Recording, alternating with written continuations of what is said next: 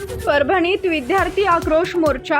विद्यार्थ्यांच्या विविध प्रलंबित शैक्षणिक मागण्यांसाठी अखिल भारतीय विद्यार्थी परिषद अभावी परभणीच्या वतीनं 24 फेब्रुवारी रोजी विद्यार्थी आक्रोश मोर्चा काढण्यात आला.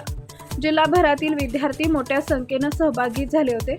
प्रवेश परीक्षा, शिष्यवृत्ती, शुल्कवाढ, वसतिगृह व वाहतूक सुविधा यांसह शैक्षणिक गुणवत्तेच्या प्रश्नांवर तात्काळ निर्णय घ्यावा अशी मागणी करण्यात आली आहे. अतिवृष्टीग्रस्त विद्यार्थ्यांना परीक्षा शुल्क माफी, वाढीव परीक्षा शुल्क कमी करणे, शिष्यवृत्ती तातडीनं वितरित करणे, इंटर्न व रेसिडेंट डॉक्टरांचे स्टायपेंड वाढवणे तसेच शासकीय वैद्यकीय महाविद्यालयाची स्वतंत्र इमारत पूर्ण करण्याची मागणी निवेदनात करण्यात आली आहे. तसेच वसंतराव नाईक मराठवाडा कृषी विद्यापीठ येथील रिक्त पदे भरणे, महाविद्यालयीन निवडणुका सुरू करणे, MHCET प्रक्रिया पारदर्शक करणे, ग्रामीण विद्यार्थ्यांसाठी मोफत वाहतूक तसेच स्वामी रामानंद तीर्थ मराठवाडा विद्यापीठ उपकेंद्रासाठी स्वतंत्र जागा उपलब्ध करून देण्याची मागणी करण्यात आली आहे.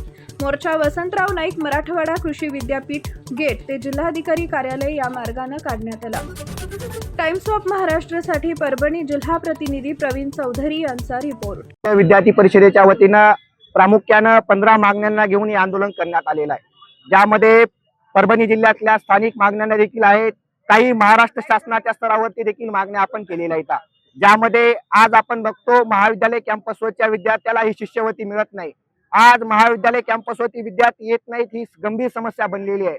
महाविद्यालय कॅम्पसवरती विद्यार्थी आला पाहिजे यासाठी शासनानं प्रयत्न करणं गरजेचं आहे. त्याच पद्धतीनं मोफत शिक्षणाचा GR शासनानं काढलेला आहे, परंतु त्याची प्रत्यक्ष अंमलबजावणी सरकारनं केलेली नाहीये. आज देखील बहिणींकडून माझ्या ही फीस घेतली जाते. महाविद्यालयाचे प्राचार्य त्यांच्यावरती दबाव टाकतात की तुम्ही फीस भरा, परंतु आज शासन त्यांच्या मागण्याकडे कुठेतरी दुर्लक्ष करण्याचं काम करते. आज शासकीय वैद्यकीय महाविद्यालयाचा प्रश्न हा सगळ्यात मोठा प्रश्न आहे परभणीसाठी. आज ITIच्या महाविद्यालयामध्ये कुठेतरी कॉलेज चालवलं जातं.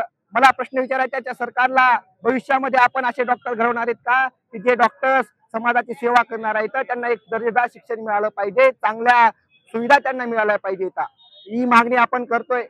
त्या पद्धतीनं पशुवैद्यकीय जे विद्यार्थी आहेत, PG स्टुडंट्सला स्टायपेंड मिळाला पाहिजे. ग्रामीण भागामध्ये पशुधन जे आहे त्याला ट्रीटमेंट करण्याचं काम ते करतात, परंतु त्यांच्या मागण्याकडे देखील सरकार दुर्लक्ष करते.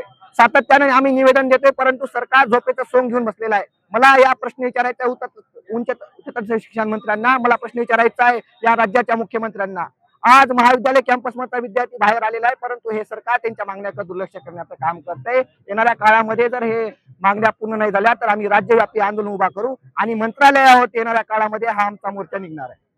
गायत्री लाड, अखिल भारतीय विद्यार्थी परिषद परभणी शहर सहमंत्री. आजच्या झालेल्या मोर्चामध्ये या तमाम छात्र शक्तीचे आणि राष्ट्र शक्तीचे आम्ही असणारे प्रश्न जे आहे, एकीकडे भारत ही महासत्ता होईल असं शासन म्हणतं, असं प्रशासन म्हणतं, पण दुसरीकडे याच विद्यार्थ्याचे हक्क जे आहेत कुठेतरी हेरावण्याचं काम हे शासन करतंय. आणि याचे जे GR आहेत तर यांचे GR फक्त कागदी लागू होतात, तर कोणत्याही ठिकाणी याची अंमलबजावणी ही केल्या जात नाही. छात्र शक्तीला आवाहन करून ही छात्र शक्ती जर केंद्रामध्ये आली किंवा केंद्राकडे राज्याकडे वळू लागली तर कुठे ना कुठे या शासनाचा जो पाया आहे हा कुठे ना कुठे तुटणार आहे, हे शासनाने लक्षात घ्यायला पाहिजे. आपण दिलेले जे काही निवेदन आहेत तर यांनाही फेटाळण्याचं काम अत्यंत वेळी केलं जात आहे. तरी विनंती आहे की या छात्र शक्तीकडे दुर्लक्ष न करता शासनाने योग्य ते निर्णय यांच्यासाठी घेतले पाहिजे.